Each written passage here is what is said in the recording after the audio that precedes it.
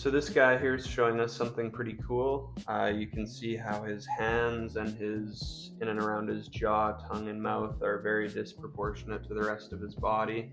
And this is kind of demonstrating how the hands and everything in and around the jaw are very richly innervated with interoceptive nerve fibers. So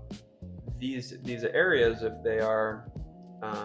very very full of tension, so your hands are really tight from using a mouse and a keyboard all day, and your jaw is really tight from clenching or just being overall just stressed with your workload, then our brain's somatosensory cortex is going to have a really hard time sensing all of the tension that's in the rest of our body. This is kind of our hands and our jaw are taking up all the bandwidth, if you will. So if we can find a way for our hands and our jaw to be nice and tensionless,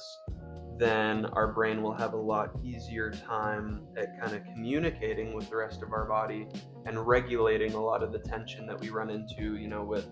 common areas like up in our traps here, maybe in our lower back or our glutes or whatever it might be. And so what's the way that we can kind of regulate the tension in our hands and our jaw very easily and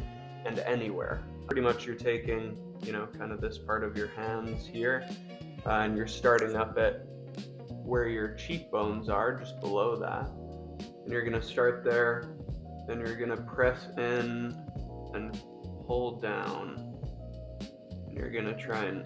have all that tension melt away. And you want to do this maybe three to five times, multiple times a day if you can.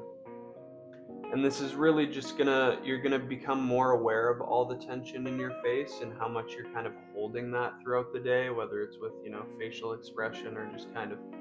focusing, looking at your screen and holding your face in a certain way. And it really gets your hands to relax as well. And once these areas are much more relaxed, you kind of start to feel a bit of that tension melt away in other areas of your body, or at least you'll become more aware of it, and then you can start doing a little bit more stretching, a little bit more rolling, and it'll be much easier to kind of stay on top of.